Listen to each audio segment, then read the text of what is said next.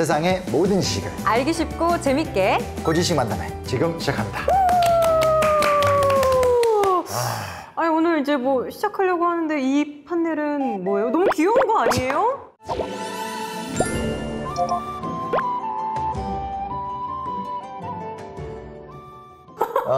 아니 근데 저랑 쌤이랑 위치가 좀 바뀐 것 같은데 제가 동자예요? 왜 쌤이 동자셔야 되는 거 아니에요? 전 선녀예요.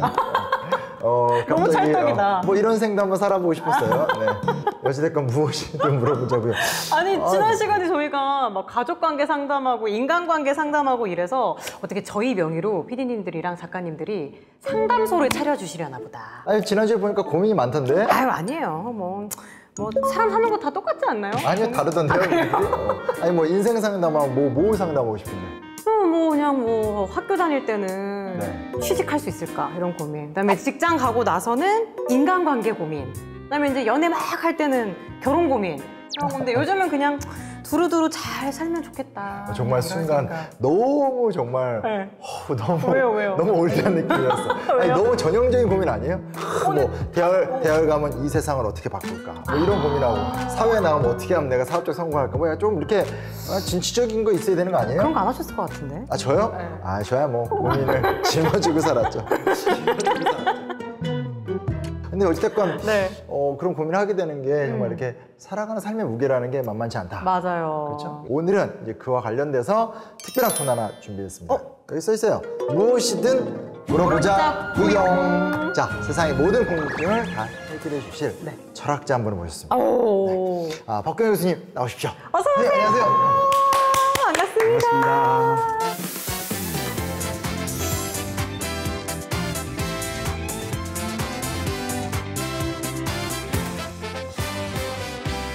아니 나는 네. 이게 사실 이게 뭐 구용 이런 거 상당히 좀 무례한데 그러니까 교수님 성함을 이용해서 그러니까요. 저는 그것도 약간 철학 교수님 굉장히 딱딱하실 거라고 생각했는데 네. 굉장히 인상도 부드러우시고 그렇죠. 멋있으세요. 내면 딱딱해요. 그러세요? 오늘 한번 보자고요. 반대해야 돼요. 아니 근데 제가 사실은 오늘은 뭐 인생 상담 이런 얘기를 한다고 해서 당연히 상담 전문가분이 나오실 줄 알았는데 참고로 지난주에 상담학 교수님 옆에서 거의 힐링 되셔가지고 그랬구나. 계속 그것만 하고 싶어하는 우리 가족도 늘 수없는 문제가 오고 위기가 오죠. 네. 딸의 입장에서는 이제 이 엄마가 왜 부담스러웠냐면 미안한 거예요. 이게 사실 제일 커요. 왜요? 교수님 뭔가 인생에 있어서의 고민들이 철학적인 문제로도 풀릴 수가 있어요? 철학 교수 만나면 좋을 것 같아요? 피곤할 것 같아요?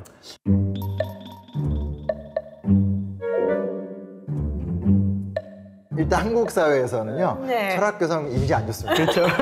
왜 그렇죠? 왜 그런지 모르겠는데 아무튼 철학하면 철학과 친구들 보는 시간이 있잖아요. 노잼 친구들. 약간 애들 사고 같은 게 한다 뭐 이런 식의 사실 그런 이미지 있잖아요. 그런 게 그렇죠? 있죠. 왜냐하면 다른 학문하고 차이가 있어요, 철학이. 어떤? 다른 학문은 누가 뭘 물어보면 대답해 주려고 해요. 그렇죠. 철학은 대답해 주려고 하질 않아요. 그럼요? 질문을 하면 계속 또다시 질문을 해요. 아리스토텔레스처럼. 아니, 소크라테스처럼. 소크라테스처럼. 예. 봐봐 벌써부터 이제 들다고 하면서 또 지적하시는 거잖아. 철학이란 말을 왜 그러면 철학이라고 번역했을까? 밝을 철자잖아요. 네네. 왜 밝을 철자를 넣었을까요? 이성이 밝아지는 거. 세상을 밝게 할 수 있는? 동서양을 막론하고 모든 문화권에서 참된 진리의 세계를 밝음의 세계라고 은유를 썼어요. 빛의 세계, 뭐 네. 비치고 이런. 어둠의 세계는 무지의 세계, 혼돈의 세계라고 봤어요. 그러니까 양 그러듯이 네. 밝고 어둠하면 지식은 밝음의 세계예요. 그래서 밝음의 학문. 그러니까 누군가 의문이 있어요. 학문적으로 의문이 있을 수 있지만 또 개인적으로 의문이 있을 수 있잖아요. 그렇죠. 그러면 그 의문을 답을 주는 게 아니라 그 의문에 대한 질문을 하면서 올바른 좋은 길을 찾아가도록 길을 안내하는 게 아니라 길을 함께 가는 사람, 함께 가는 학문. 그래서 길동무 학문이다. 이렇게 그 오프닝 대화에서 이렇게 자기 학문을 미워하는 그죠? 약간 처음이어서 이제 자부심이. 기대 많이 하고 있으니까 아니 되게 의미 있는 말씀 해주신 것 같아요. 맞아요. 그러니까 길동무다. 철학은 답을 내주는 학문이 아니라 질문에 대한 답을 만들어가는 과정이 좋은 길동무다. 이거 삼파슬이라고 들어봤죠? 들어봤죠. 삼파슬. 그러니까 누군가 아이를 낳도록 도와주는 삼파처럼 사람들한테 답을 주는 게 아니라 스스로 답을 찾게 해주는 학문이에요. 사실 이렇게 우리가 이렇게 편의점 가서 뭐 음식 이렇게 간단하게 사듯이 네. 삶의 굉장히 묵직한 고민들을 쉽게 해결하려는 경향이 분명히 있거든요. 그러네요. 그렇지 않다. 예, 인스턴트 인생을 살려고 하면 안 되죠. 이래서 많은 사람들이 싫어하는 거야. 느낌 맞죠? 예? 느낌 맞죠?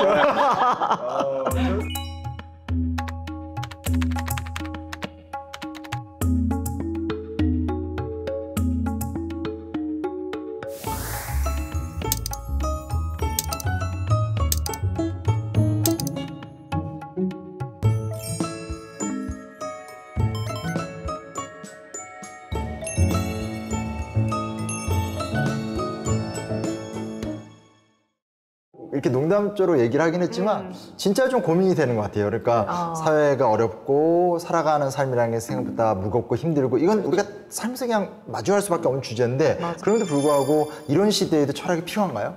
필요한가? 쓸모 있나? 쓸모 있나? 아, 그렇죠. 이런 고민할 수 있잖아요. 네. 그럼 꼭 다시 물어본다니까요. 생각하는 사람은.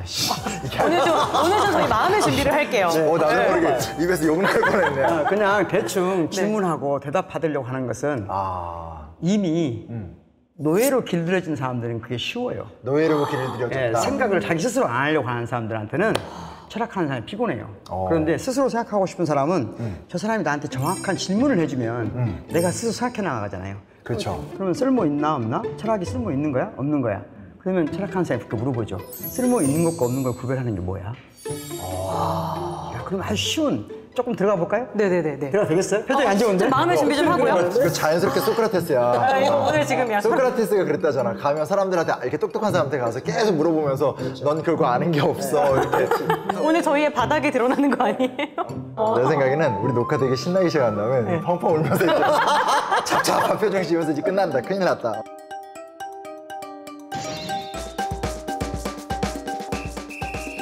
옳다는 것하고 좋다는 것의 차이가 뭘까?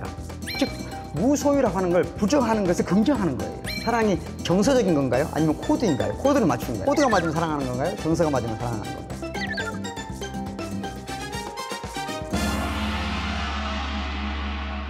우리가 아까 쓸모 있냐 없냐 이런 얘기 했잖아요. 네. 그러면 이런 이야기를 해볼게요. 우리가 흔히 이분법에서 벗어나자, 네. 흑백 논리에서 벗어나자 이런 말 하잖아요. 네. 그런 말은 많이 하죠. 그런 말 많이 하잖아요. 네. 그런데 막상 그렇게 벗어나지나요? 아이, 아니요. 왜 안 벗어난지를 모르잖아요.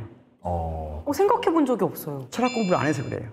자, 아주 쉬운 질문을 해보면요. 우리가 문장이 있잖아요. 네. 문장이 있으면 주어가 있고 수어가 있죠. 네. 그러면 긍정하거나 부정하는 것만 하면 흑백에서 못 벗어나요. yes or no만 하면 안 된다. 그렇죠. 예를 들면 이것은 철학은 쓸모 있다. 긍정. 네. 철학은 쓸모 없다. 부정. 부정. 이 두 가지밖에 할지 모르는 사람은 평생 흑백 논리에서 못 벗어나요. 그럼 그 중간이랄 게 있을까요? 그렇죠. 그게 중요한 거예요. 그걸 처음으로 체계적으로 말한 사람이 임마누엘 칸트라는 독일의 철학자예요. 오늘 네. 그 옛날에 대학생 때 다니면서 네. 굉장히 머리 아프게 했었던 분들 다 수업 시간에 등장. 약간 졸았던 기억이 나요. 칸트는 이름이 아니에요. 성이에요. 아, 그런가요? 항상 그러니까 이름을 알아야 돼. 무조건 당황해하지 말고 이거 반대잖아. 우리 그 정도는 알잖아. 왜 그래? 칸트 이름 뭘까요? 임마누엘 칸트. 그렇지, 임마누엘 칸트지. 예. 그러니까 풀네임을 아는 습관을 들여야 돼요, 우리가. 예, 저한테 제 이름 성만 말하면 안 되잖아요. 네. 바꿔 하면 안 되겠잖아요. 그렇죠. 죄송합니다. 아무튼 저희 뭐 칸트 하긴 하니까. 그렇죠. 예.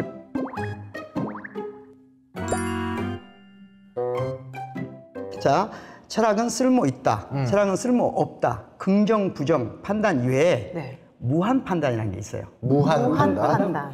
긍정 판단, 부정 판단 이외에 새로운 판단 유형이에요. 법정 스님 다 알잖아요. 네. 법정 스님은 뭐죠? 사상이? 제일 중요한 사상이? 무소유. 그렇죠. 무소유라고 하는 것은 소유하지 않는단 말이 아니에요. 그럼요? 무소유의 영역이 있다는 거예요. 즉 무소유라고 하는 걸 부정하는 것을 긍정하는 거예요. 소유하지 않는 걸 긍정적으로 말하는 거예요. 즉 무소유라고 하는 걸 부정하는 것을 긍정하는 거예요. 피곤하죠? 살짝이요. 그러니까 법정 스님이 얘기했던 무소유라는 것도 단순하게 포기하고 버리는 그런 것이 게 아니에요. 아니라 전혀 아니에요. 그 무소유의 개념을 깨달을 때 내 삶이 더 풍요로운 삶을 오히려 진정한 것을 소유하는 삶을 살 수 있다. 무소유가 있다는 걸 말하는 거예요.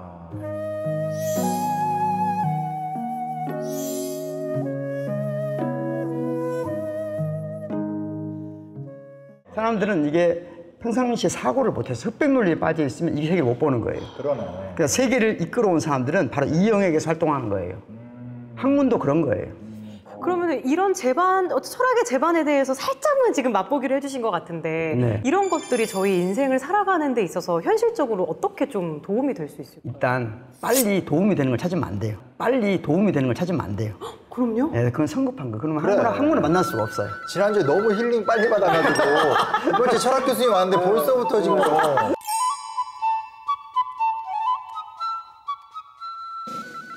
그 선생님 말씀 듣다 보니까 전 무슨 생각이 들었냐면 이제 생각을 하기 시작하는 느낌? 오, 그러니까 맞아요. 답이 정해진 것을 찾는 게 아니라 한번 제대로 좀 진지하게 생각해보자. 뭐 이런 정도로 일단 우리가 좀 얻는 좀 이렇게 감각적으로 느끼게 된 것 같아요. 맞아요, 맞아요. 그래서 이제 본격적으로 저희가 좀 다음 대화를 좀 나눠보면 좋을 것 같은데 어찌됐건 이제 그런 게 있잖아요. 최근에 와서 가장 큰 고민은 이 풍요로운 세계에서 근데 나는 잘 살고 있나? 그니까요.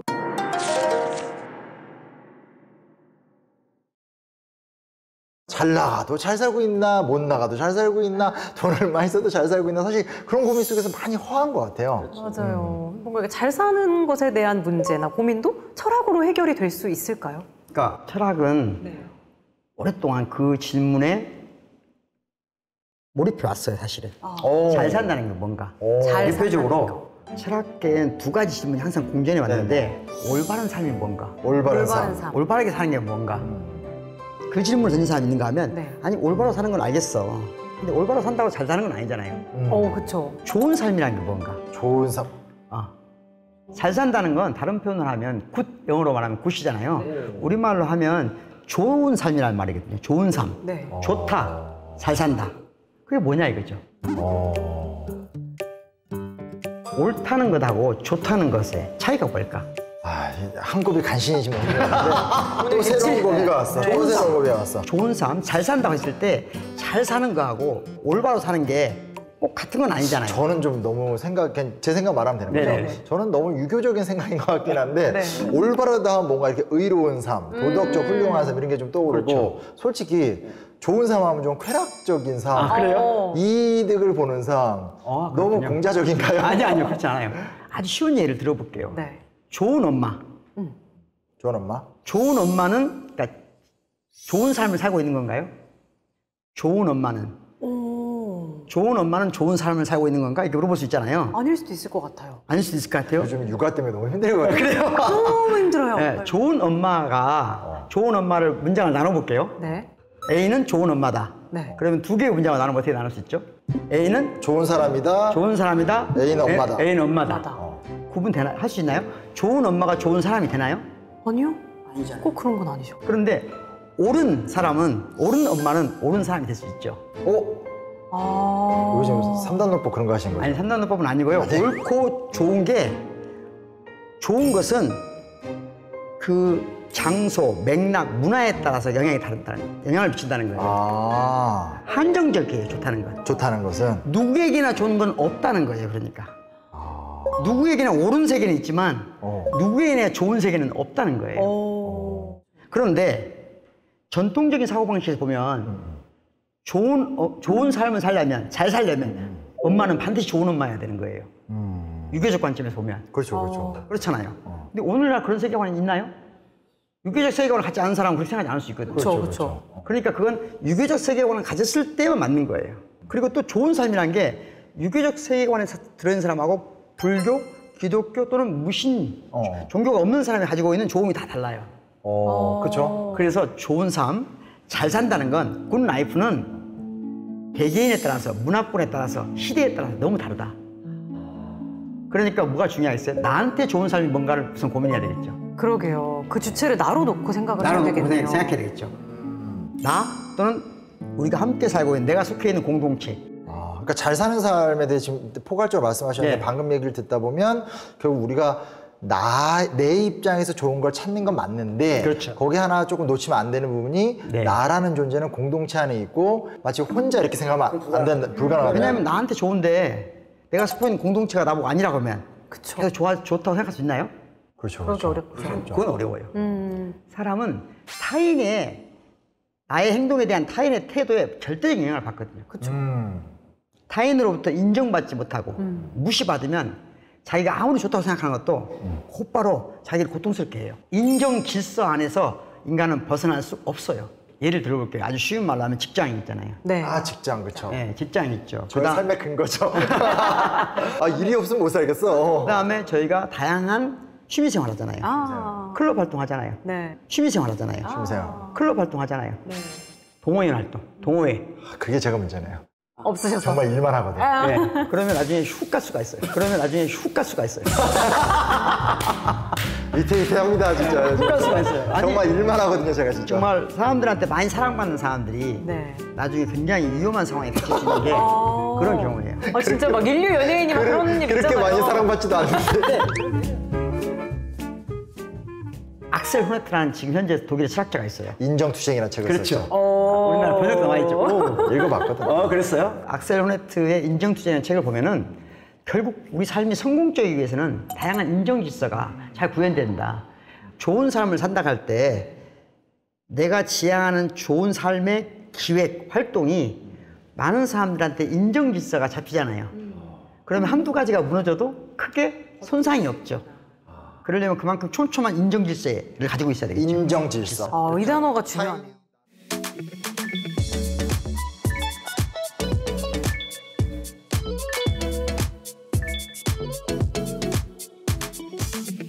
저는 이제 굿 라이프, 잘 사는 삶이라고 하면 돈도 좀 많고 건강하고 약간 이런 삶을 생각했는데 오늘 교수님 말씀 듣다 보니까 관계가 정말 중요하구나. 반성이 많이 되는구나. 나름 잘 산다고 생각했는데 막 여러 가지 생각이 들더라고요. 근데 저는 사실 가족들하고 지금처럼 그 남편하고 아이하고 행복하게 예쁘게 오래오래 사는 게 행복한 삶일 수도 있겠다는 생각이 들거든요. 근데 이게 또 철학적으로 봤을 때는 조금 다른 시선일 수도 있을 것 같아요.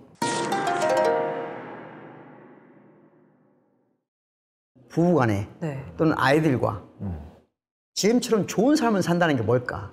가장 중요한 게 서로가 존중해주고 인정해주는 거에 필요하다는 거잖아요. 네. 그럼 존중하고 인정하기 위해서는 뭐가 필요하냐는 거죠. 사랑? 사랑은 필요하죠, 당연히. 네. 근데 사랑이 뭐 억지로 되나요?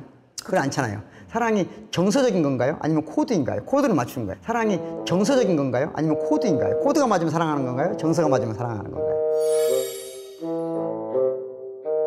아, 어려우시다. 어렵잖아요. 네. 사랑이 뭐 그렇게 말로 표현이 됩니까? 사랑하는 거지, 그냥. 자, 사랑하기 위해서 정서적인 또는 심리적인 또는 육체적인 사랑이 있을 수 있죠. 그런데 그것만 가지고 가족이 유지되진 않아요. 가족이 좋은 삶을 유지될 수는 없어요. 어허. 사랑이 하나가 더 필요해요. 뭐예요? 뭘까요? 하나가 더 필요해요. 아내가 예를 들자면 남편한테 여보 나 예뻐? 이렇게 물어보는데 뭐라고 답하세요? 당연히 예쁘죠. 예, 이렇게 즉각적으로 대답하는 건 좋은 태도예요. 안 왜 내 말 안 믿어. 아, 나 진심인데. 이것만 가지고 아내가 만족 못할 때가 있어요. 오, 맞아요. 이럴 때 있거든요. 그럼 어디가 예뻐? 아, 다 이쁘죠. 구체적으로 말해봐. 이렇게 다 예뻐 그러면 구체적으로 어디가 예쁜데? 맞아요, 맞아요. 눈동자가 예뻐. 이러면 실패한 거예요. 왜요? 이러면 위험 신호예요, 사실. 뭐가 미역이시나. 왜 위험 신호일까요? 사실은 남편은 지금 아내가 정답을 찾으라고 이제 착각하고 있는 거예요. 그럼요? 원래 남자들이 보통 정답을 찾으려 하지 않습니까? 그렇죠. 그러니까 사실은 아내가 나 예뻐? 그냥 지나가면서 할 수도 있죠. 그런데 얼굴 크게 뜨고 나 예뻐 할 때는 네. 지금 나 어디가 변했는지를 알아보라는 거거든요. 아, 그치. 눈동자가 변하진 않잖아. 그쵸. 파마 세려고 왔는지 뭐. 아니면 내가 최근에 심리적 상태가 뭔지. 내가 좀 짜증냈고 이해했어? 여성들은 신호를 보내거든요. 그쵸. 자기의 심정적 또는 뭔가 사회적 변화가 있으면 그렇죠, 그렇죠. 남편이 알아주길 바라기 때문에 신호를 계속 보내요. 대놓고 얘기하지 않아요. 그렇죠. 네. 그 신호를 못 알아차릴 때 나 예뻐라고 말하는 거거든요. 그러면 가장 좋은 답변은 뭐예요? 그러니까 좋은 답변은 한마디로 말하면 상대가 지금 무엇에 관심 있고 어떤 변화가 있는지 관심을 갖는 거예요. 다시 말하면 부부간에 아이들 간에도 진정한 사랑을 위해서 아이를 사랑한다는 건 뭐죠? 아이가 관심 있는 걸 알아야 되잖아요. 그쵸, 그쵸. 아이가 무슨 관심 있는지 몰라요. 모르면 사랑한다고 그래요. 그럼 아이가 어떻게 생각할까요? 압박으로 느껴요. 사랑한다는 엄마와 아버지의 표현을. 네. 내가 지금 뭐에 관심을 가지고 있고 뭘 싫어하고 어떤 것을 열광하는지를 엄마 아빠가 알아야 돼요. 즉 좋은 삶, 서로 가족 간의 사랑하는 삶을 위해서는 서로 예쁜 삶, 아름다운 삶을 위해서는 서로를 알려고 노력해야 돼요.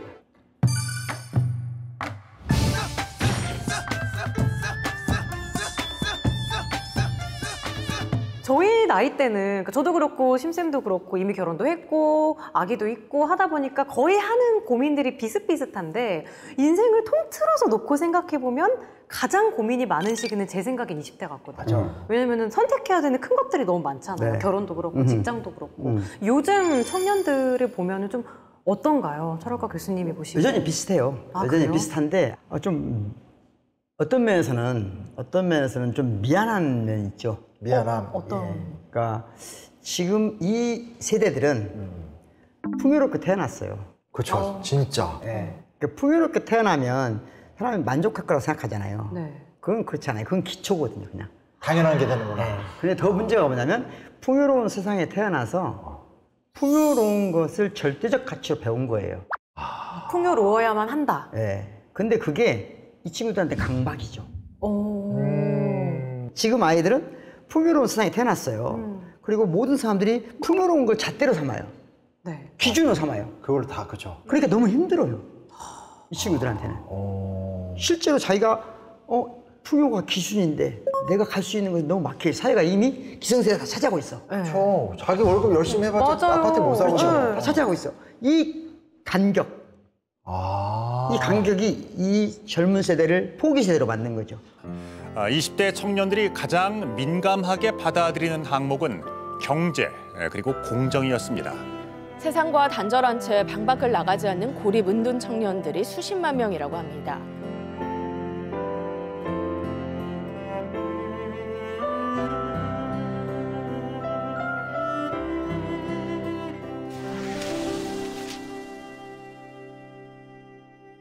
그러니까 잘 살고 싶고 부자로 살고 싶은데 어려울 것 같다. 맞아요. 그것에는 어려움이 있는데 그때 학생들이 하는 좀 특이한 질문이 있어요. 특이한 어떨까요? 질문? 저 착하게 살아야 되나요? 이런 질문이에요. 잠깐만. 착하게 살아야 되나요? 착하게 사는 건 당연한 거 아니에요? 나 교수님한테 착하게 살아야 된다는 질문 해본 적이 없는데? 이게 의미가 심장한 질문이에요. 왜요? 친구들을 보니까 네. 이 사회가 요구하는 것을 따라가기 위해서 또는 지금 사회가 풍요를 요구하는데 내가 풍요로울 수 없다. 직장 생활로는. 그러니까 주식 투자도 하고 코인도 투자하고 뭐 한단 말이에요. 또는 수단과 방법을 안 가리고 돈을 벌겠다는 친구들이 옆에서 많이 늘어나고 있어요. 그런데 자기는 그냥 평범하고 착하게 살고 있는 것 같거든요. 너무 단순해 보이고 초라해 보이고. 그러니까 내가 오히려 지금 더 강력하게 나쁜 짓을 해서라도 돈을 벌어야 되는 거 아니에요? 라는 질문을 하는 거예요. 그러니까 정당한 방법으로 돈을 벌어서는 어디 집 한 채 못 사는 사회가 돼버려서. 그냥 직장 생활에서는 희망이 없는 것 같은 느낌이 드니까 비록 나쁜 짓까지는 아니더라도 조금 더 고약하게 살아도 되지 않는 거예요? 이렇게 물어본 거죠. 그럼 뭐라고 답변해 주세요, 교수님께서? 뭐라고 답변하죠? 답이 있을까요? 또 질문을 하시는 야, 너 거예요? 그렇게 살면 안 돼. 정답. 그렇게 말 못하겠죠, 사실은. 그러면 이렇게 물어봐야 되겠죠. 사람들은 예전에 비해서, 그러니까 여러분 부모나 할머니, 할아버지 세대에 비해서 지금 더 착하게 살려고 하는 사람이 늘어났을까? 줄어들었을까? 늘진 않았을 것 같은데요. 그렇게 생각이 들죠? 네. 사회적으로는 근데 저 어렸을 때에 비해서 굉장히 투명해지지 않았어요? 그러니까. 예를 들어볼게요. 100년 전에 고양이의 권리를 위해 싸우는 사람이 있었나요? 없었죠. 그리고 심지어 여성이 구조적인 이유 때문에 당하는 억울함에 대해서 관심 기울인 사람이 있었나요? 최악이었으니까. 뭐 100년 전까지만 안 가도 10년 전만 해도 이미 뭐. 그렇잖아요. 네. 지금 세상은 전체적으로 보면 보다 잘 살고 세속화된 나라일수록 점점 좀 착해지고 있어요. 도덕적으로. 예. 그걸 안 보려고 하는 것이 문제인 거예요. 사실은 공정하게 잘 보세요. 공정하게 보면 사람들이 당하는 작은 억울함에 대해서 조금 더 예민해지려고 하는 사람이 많아지고 있어요. 맞는 것 같아요. 그럼에도 불구하고 우리가 더 그런 게 많이 보이는 이유는 우리가 예민해졌기 때문에 억울한 사람이 많이 보일 뿐이에요. 아주 제가 쉬운 예를 들어보면 저는 학생들이 저보다 착하다고 생각하는 게 간단한 거예요. 지나가는 고양이가 우리 학교에 고양이가 네. 배고픈 고양이가 있다. 그럼 학생들이 동아리를 만들었어요. 길고양이에게 밥을 주는. 우리 학교에 있는 대부분의 고양이들을 우리 학교 학생들이 동아리를 통해서 다 보호해줘요.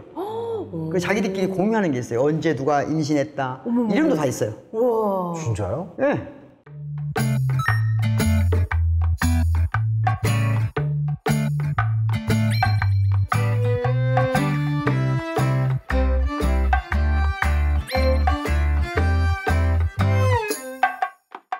우리 세대 때는 생각지도 못한 것들이에요.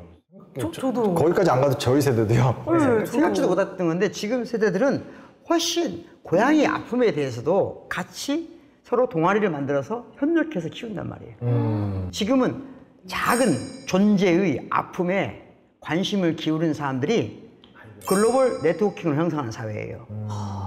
우리 학교에 고양이에 관심을 갖다 보면 세계 고양이에 관심을 가지게 돼요.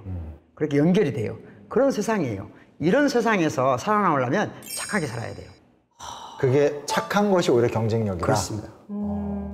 이게 이제 그 결론보다도 이런 대화를 하면은 굉장히 생각이 풍성해질 것 같아요. 그렇죠. 그러니까 내가 갖고 있는 그냥 작은 어떤 고민이 사실은 전체적으로 봤을 땐 틀렸을 수도 있고 오류도 있고 전체를 포괄하지 못하는 사고일 수도 있는 그런 대화가 이제 철학적인 결론으로 나가게 되는 거네요. 네. 그렇죠. 그러니까 저건 답이 아니라 이쪽만 보지 말고 이쪽도 보면 어떨까 하는 거죠.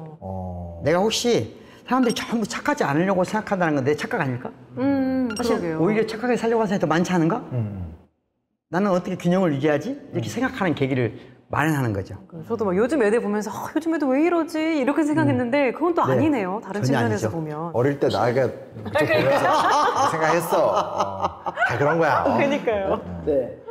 저도 이런 나이가 이런 어르신들 앞에 죄송한 말이지만 저는 제 입장에서 제가 어느덧 이런 나이가 되는 건 상상도 못했거든요. 근데 아저씨가 되고 나서 느끼는 건 인생이 아직 끝나지 않았고 오히려 뭔가 앞으로의 이 어떤 내 인생의 후반기, 노년기를 어떻게 하면 좀 잘 보낼 수 있을까?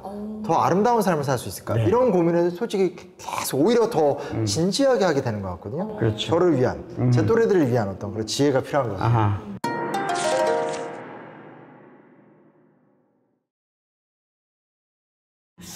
혹시 아저씨, 아줌마라는 표현을 우리가 좋아하나요? 아니요. 매우 싫어하죠. 들으면 싫어요. 네. 제가 예를 들면 커피숍 갔는데 아저씨 이러면 좋아하나요? 기분 나쁘죠. 아줌마 그러면 싫어하잖아요. 왜 그럴까? 그런데 그 제2의 성이라는 책 들어보셨죠? 그래서 시몬느 보부아르. 시몬 드 보부아르예요. 저처럼 그냥 아예 모른다고 하세요. 뭘 몰라? 나 공부했어, 이 사람아. 나 지식인이야. 보부아르 책 중에 제2의 성이잖아요. 유명한 책이죠. 그 내용이 뭐죠? 핵심이 간단하게 얘기하면 뭐죠? 다 아실 것 같은데. 싫어요.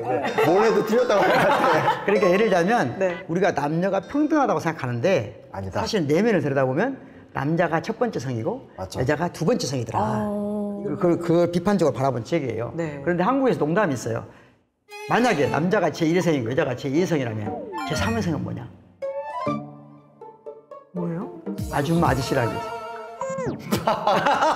왜요? 그만큼 멸시하는 용어가 된 거예요. 원래는 그런 표현이 아닌데 원래는 윗사람이잖아요. 그렇죠. 그러니까 직계가 아니 이렇게 관계를 윗사람 가리키는 말이잖아요. 아재란 말도 있고 아짐. 그런데 왜 이런 말이 됐을까 하는 거거든요. 이게 연령주의와 관련이 있어요.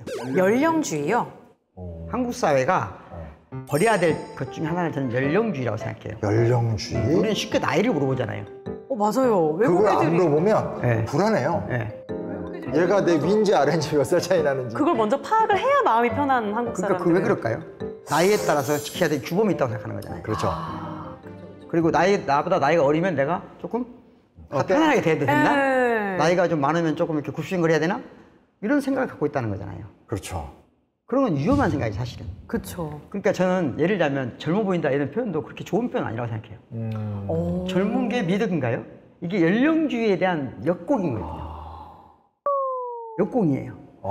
자, 누구나 늙어가요. 네. 한 살짜리도 늙어가고요. 90살 되신 분도 늙어가는 거예요. 되게 성장기를 늙어간다고 얘기하세요. 한 살짜리를. 늙다라는 것은 원래 동사에서 온 표현이에요. 늙음이라는 명사가 있는 게 아니에요. 다 누구나 늙어가요. 그렇죠, 그렇죠. 그래서 저는 일단 나이를 조금이라도 먹었다면 첫 번째 버려야 될 게 연령주의예요. 연령주의. 나이로 뭔가 하려고 하지 말자는 거죠. 나이로 뭔가를 가르치려고 하는 순간 철저하게 외면당한다. 그들의 방식으로 내가 눈치채지 못하는 방식으로 나를 외면한다는 걸 알아야 돼요. 다 전략이 있는 거예요. 아, 맞아. 단톡방이 따로 만들어져. 그렇죠. 그러니까 우리 어른이 된다는 게 뭔지를 한번 생각해 보자는 거죠. 네네네. 우리는 다 어린, 셋 다 우리 어른이잖아요. 네. 그 어른은 뭐죠? 존경할 수 있는 사람. 멋있는 사람. 진짜? 어른이 존경할 수 있는 사람이? 아니, 그러길 원했는데, 살면서 그런 사람을 못 봐서. 아니 우리가 어른이잖아요, 그러니까. 그쵸. 우리도 어른이니까 우리 존경받는 사람인가요? 너무 큰 가시잖아요. 너무 과도한 욕구죠. 아, 죄송합니다. 과도한 너무 과도한 거잖아요. 제가 욕심이 커가지고. 네. 그러면 어른이 된다는 건 아이들하고 뭔 차이가 있어야 되냐 이거죠. 배울 점이 있다? 배울 점이 있었으면 세상이 지금 이렇게 안 됐겠죠. 사실 저희한테 너무 답을 요구하게 돼요. 어른이 된다는 그냥 게 얘기해 뭘까? 주세요. 예. 사람들 물어보면 그래요. 네. 어른과 아이의 차이는 자기 행동에 책임을 지냐 않냐 성숙했다. 뭐. 이렇게 생각해요. 근데 그것도 답이 아니에요. 왜냐하면 어른들이 아이들보다 더 책임을 안 져요. 온갖 수작을 동원해서. 맞는 것 같아. 정치인들이 뭔가 생각나네요. 그러니까 그런 것은 아니다는 거죠. 어른을 그런 식으로 어른과 아이를 나누니까 연령주의가 생기는 거예요. 저는 우리 살다 보면 누구나 다 피하고 싶은 상황이 오잖아요. 네. 내가 원하지 않던 상황이 오잖아요. 그러니까 조금은 억울하고 조금 불행한 상황이 있을 수 있잖아요. 맞아요. 내가 의도하지 않은 결과가 생길 수 있잖아요. 그렇죠. 예를 들어서 그럴 때 그걸 견디는 게 어른이라고 생각해요. 인내의 미덕. 그러니까 학생들한테 그런 말 하거든요. 네. 하필 내가 오늘 결석한 날 선생님이 교수님이 출석을 부르네. 왠지 많이 했던 말 하필 같은데. 그러잖아요. 하필. 예. 근데 그걸 하필 왜 내가 결석하면 출석을 불러요? 하는 건 어른이 안 된 거예요. 아, 그렇죠. 하지 말아야지. 어른이란 건 결석할 수 있다고 생각해요. 저는. 결석할 수 있다. 네. 하지만 결석했는데 우연히 오늘 출석을 불렀어. 네. 그럼 나한테 좀 불행하다고 생각하고 따지려고 생각하면 어른이 아니죠. 그건 감내하는 힘. 내 잘못이 아니어도 심지어 내 잘못이 아닌 것도 내가 받아들일 수 있는 힘. 그 힘이 어른의 조건이라고 생각해요. 왜냐하면 세상은 대부분의 경우 원하는 방식으로 기획된 방식이 되지 않거든요. 그쵸. 많은 게 운에 의해 좌우된단 말이에요. 그 운에 의해 좌우된 것을 나에게 부정적으로 올 때도 받아들이는 힘. 내가 불행이 닥친 만큼 행운도 있었을 거 아니에요. 맞아요. 그렇죠. 맞아요. 그러니까 저는 제가 교수가 된 게 많은 부분 운이라고 생각하거든요. 실제로 그래요. 그러면 제가 교수 생활 하는 동안 닥쳐가는 불행에 대해서도 대부분 감내해야죠. 대부분 행운만 취하려고 네. 하잖아요, 사람. 그래야 젊은 세대가 보기에 이분이 내가 이 어떤 손해도 안 보려고 하면요. 어떻게 보겠어요? 나이 드신 분이 어떤 손해도 안 보려고 그래. 젊은이들 앞에서. 진짜 밉지. 보기 싫을 것 같아. 진짜 밉지. 정말 미운 게 그거예요. 청년들이 어른 세대를 보고 제일 싫은 게 그거예요. 어떤 손해도 보지 않으려고 하는 모습. 맞아. 그 모습을 벗어나는 때부터 맞아요. 내 삶이 그래도 조금 아름다워질 수 있어요. 그러니까 사실 따져보면 이 역사를 오더라도 우리가 이제 공주 존경하는 게 뭐 김구 선생이라든지 그렇죠. 뭐 장준하, 문익환 근데 이런 분들 보면 정말 역사의 고통은 다 온몸으로 맞았는데 그렇죠. 단 하나의 자리를 탐하지 않았던 사람이거든요. 억울해하지 않잖아요. 억울해하지 않고 그러니까 지금도 세월이 지나도 그래서 아름다운 거죠. 우리 같은 사람들이 그런 사람들을 소개하려고 그렇죠, 하고 그렇죠. 사람들 존경하고 감동하게 되고 그렇죠. 뭐 그게 간디가 됐든 마틴 네, 루터 킹이 그렇죠. 됐든 야 어른은 감내하는 삶을 사는 것이다. 그게 니체가 말했던 아모르 파티예요. 아모르 파티. 이거. 그거는 저기 그거잖아 저기 김현자 선생님. 예, 예.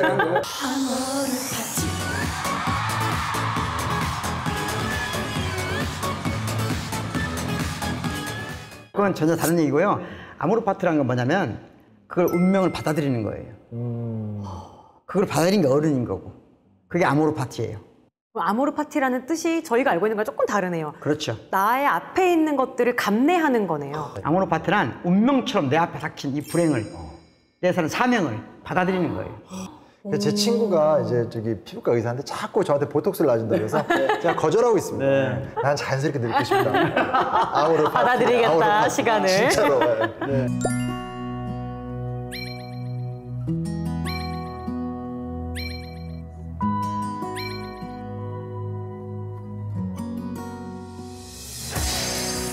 So call me out, baby. Together we can go crazy. You and me in the night. I'm feeling alright. Now I got you and I want more. 어떻게 보면 철학의 좀 궁극적 질문 같은데 죽음의 문제. 사실 이게 가장 너무 가장 어려운 문제죠. 원초적이고 그리고 사실 어렸을 때는 그냥 무섭기만 했는데 저희 아버지나 어머니가 나이가 드시는 걸 보면서 그쵸. 아, 옛날에는 정말 저렇게 막 술도 좋아하고 성깔도 막 부리고 근데 너무 약해지시고 이게 너무 당황스럽기도 맞아요. 하고 솔직히 무섭기도 하고 일단 해석도 안 되고 이게 해석할 수 있는 상황이야. 솔직히 그런 생각이 들거든요. 그러니까 우리는 죽음을 피하고 싶어 하잖아요. 누구는. 근데 피할 수 없다는 것도 명확하잖아요. 그렇죠. 그럼 우리는 죽음을 피하고 싶은 이유가 뭘까요? 그 사후세계를 알 수가 없으니까. 알 수 없으니까. 아니야 살고 싶잖아요 영원히. 솔직히 쇼펜하우어가 얘기했잖아요. 행복과 생명을 살려고 하는 삶의 기계다.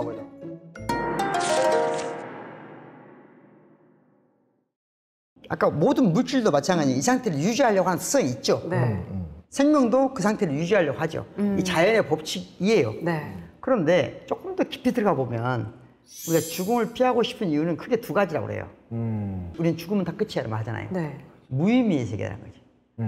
우리가 생각하는 모든 의미가 다 사라져버린다는 거지. 그러니까. 절대적인 암흑. 네. 이에 대한 두려움이 있고. 좀 더 쉬운 질문은 뭐냐면요. 아, 뭔가 죽을 때 아플 것 같아. 고통스러울 것 같아. 죽은 뒤에 고통스러울 것 같아. 맞아. 근데 그건 사실은 잘못된 가정에 있는 거예요. 네. 죽음은 무감각해지는 거잖아요. 무감각의 세계에서는 고통도 없는 거니까 맞아요. 불필요한 생각이에요. 그럼 유일하게 하나가 해결해야 될 문제가 무의미의 문제거든요. 맞아요. 네. 무의미. 맞아요. 그래서 죽음을 두 개로 구분하는 사람이 있네요.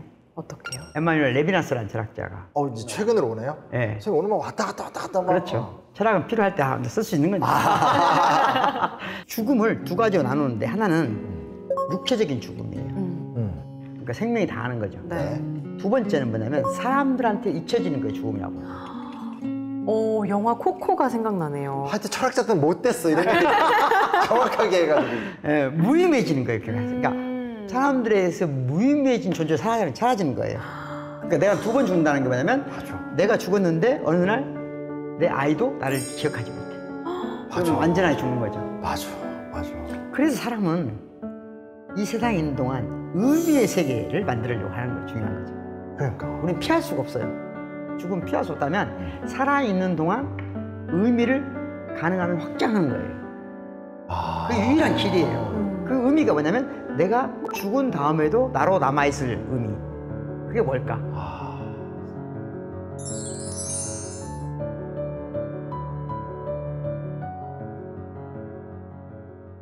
웰다잉이란 말까지 생겼어요. 웰다잉. 웰다잉. 잘 죽는 거? 네. 여기 산업화되고 있어요. 웰빙처럼. 아니, 웰빙은 뭔가 들었을 때 그런가 보다 하는데 웰다잉은 굉장히 모순적으로 들려요. 자본주의란. 그 웰다잉 프로그램 중에 하나가 예를 들자면 네. 죽기 전에 자서전 쓰는 거, 막 유서 써보는 유서 거. 써보는 거, 뭐 이런 거 다 웰다잉 프로그램이에요. 그런 거예요. 네, 그 산업화돼서 일정한 틀을 갖추니까 공공사회에 다 들어가는 거거든요. 사회복지적인. 그래서 비용적으로 볼 필요는 없죠. 비용적으로 볼 필요는 없는데 그게 이제 산업화로 강화되면 강화될수록 나중에 노년이 그 틀에 맞춰져서 되는 게 문제거든요. 또 똑같은 관. 죽을 때도 똑같이 죽어야 되는 거예요. 이런 불행에 닥치지 않으려면 내 삶의 의미는 내가 만들어가야 되잖아요. 그럴 때 예전부터 저희가 철학자들끼리 학회를 한번 해서 이 문제 가지고 네. 내가 철학자가 무엇이 좋은 죽음인지에 대해서 말할 수는 없지만 인류가 어떤 죽음을 좋은 죽음이라고 말해왔는가를 말해볼 수 있잖아요. 남의 죽음을 이야기하는 거니까. 아니 내 죽음이 나나 남의 죽음이 아니라 우리 선조들이 어떤 죽음을 좋은 죽음이라고 말해왔는가는 거예요. 뭐 의로운 이런 거 아닐까요? 의로운 죽음. 그건 너무 몇몇 사람들만 해당되는 거잖아요. 네. 보통 사람들에게. 그러니까 동양, 서양, 문화권들이 다 공통점이 있어요. 좋은 죽음을 첫 번째 뭐라고 했냐면요. 죽음을 알면 알수록 좋은 죽음이라고 했어요. 알면 알수록? 네, 내가 죽을 수 있다는 걸 아는 것. 그러니까 불현듯 죽는 걸 가장 나쁜 죽음이라고 했어요. 그럴 것 같아요. 그걸 불시에 예측하지 않은 방식으로 죽는 거예요. 우리가 어느 날 갑자기 차 타고 가다 딱 죽는 거. 네. 이런 건 불행한 죽음으로 봤어요. 맞아요. 두 번째, 그럼 좋은 죽음이란 뭐예요? 예측된 거예요. 예측된다는 것은 오늘 몇 시에 죽어 이런 게 아니고 내가 지금 생명이 다해가고 있구나. 그래서 큰 스님들 보면 다 그렇잖아요.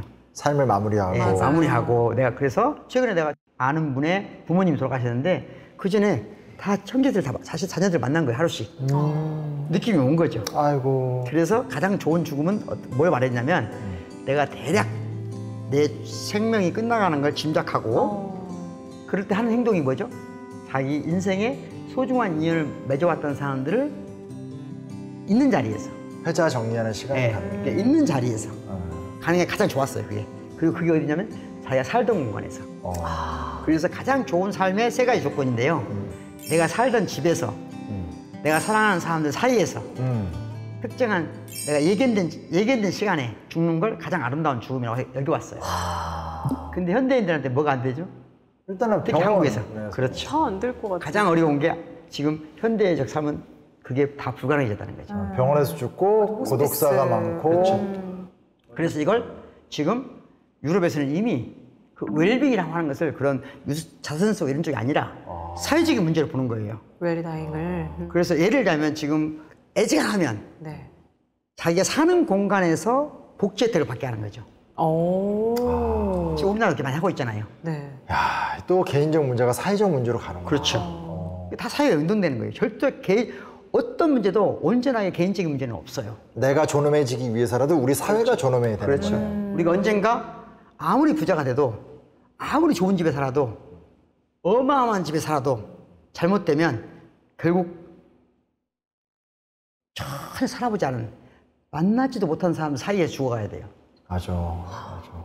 그게 내 개인적으로 돈 많이 벌어서 해결할 수 있는 문제가 아니에요. 아니죠. 그렇죠. 시스템이 그렇게 돼 있는데. 그렇죠. 맞아요. 그래서 우리가 좋은 죽음, 의미 있는 죽음 이런 것들도 사회적인 문제가 돼야 된다.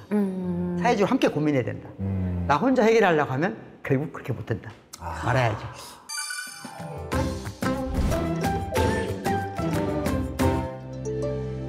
사실 되게 철학을 좋아하거든요. 네. 대학교 때 철학 수업도 진짜 많이 들었는데 선생님 이야기 쭉 듣다 보니까 보통 이렇게 우주론, 인간론, 아니 철학이 다 그래요. 그래서 분류해서 배우는데 지금 일단 보편적인 원리를 설명해 주셨고 뭐 우리에 대한 얘기를 해주셨는데 그럼 꼭 마지막에 이제 실천론이 나오거든요. 그죠.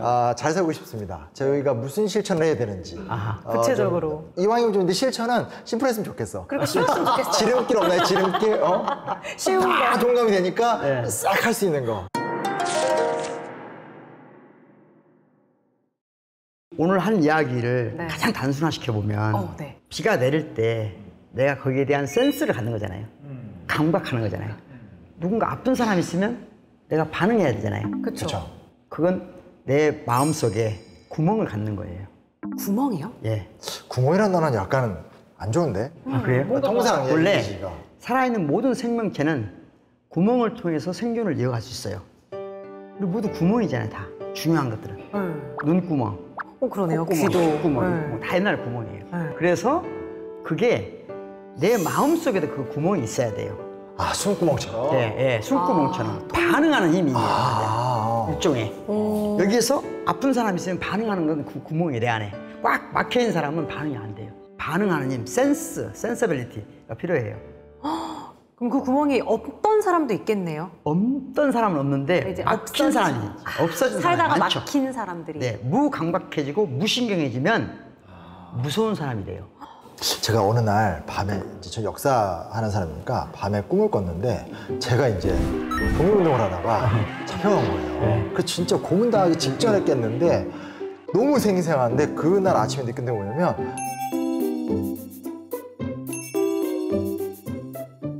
난 정말 독립운동을 못하겠다. 난 정말 독립운동을 못하겠다. 그러니까 왜 그런 꿈을 꿨는지 모르겠지만 그러면서 제 나름대로는 이게 얼마나 독립운동을 하는 사람들이 헌신적이었고 그럼 나는 그런 걸 할 수 있는 용기는 없다라면 그래도 이 좋은 시대를 살아가면서 적어도 내가 양심 있는 존재라면 이 사람들을 기억하게 하는 역할만큼 내가 정말 최선을 다했다 이렇게 좀 마음을 먹었던 적이 있었거든요. 일종의 그런 구멍인가 이것도? 우리 선생님은 지금 역사를 공부하면서도 자기 마음속에 구멍이 있는 거예요. 그래서 구멍이 있는 사람은 역사적으로 큰 인물들 또는 이름 없이 역사에 기여한 사람들하고 서로 구멍이 연결되는 거예요. 그래서 꿈에 그렇게 나타난 거예요. 그런 방식으로 역사를 보기 때문에 많은 국민들이, 많은 시민들이 선생님의 역사 강의를 좋아하는 거예요. 서로 연결되기 때문에. 정말 세속적이어서 그럼 그 구멍 사이즈가 나의 노력 여하에 따라서 뭐 커질 수도 있고 작아질 수도 있고 이렇겠네요. 그럴 수도 있는데 그것보다는 구멍이 다양한 구멍이 있는 게 좋아요. 여러 하나가 구멍. 아니라. 이런 것이 열려 있어야 돼요. 아까 비 오는 데도 열려 있고 꽃 피는 데도 열려 있고 역사적인 인물한테도 열려 있고 지금 저기 길거리에서 울고 있는 고양이한테도 열려 있고 예? 또 그리고 자기가 좋아하는 사랑하는 사람한테 열려 있어야 되겠죠. 그래야 내가 건강한 사람이 되는 거예요. 이게 단순히 감성과는 조금 결을 달리하는 개념이네요. 네. 감성과 이성적 관심이 통하는 길이죠.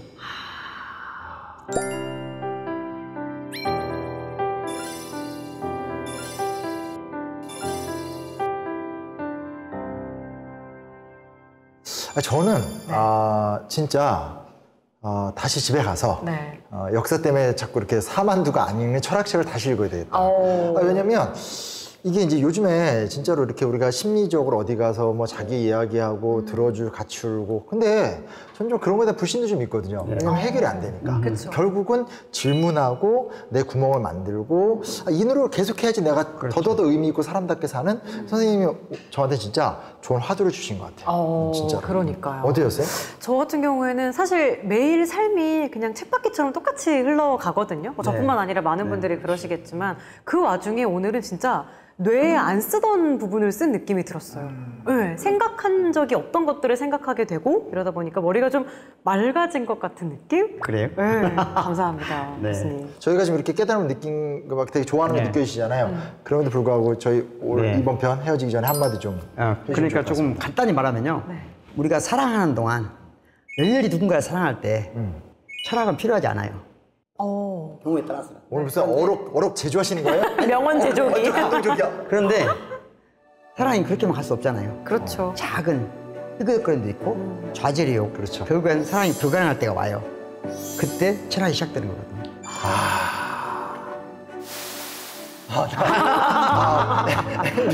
멋있게 엔딩을 해야 되는데 지금 너무 공감했어. 너무 공감했어 진짜. 알겠습니다. 열렬히 사랑할 때 철학은 필요하지 않지만 우리의 삶은 그런 게 아니다.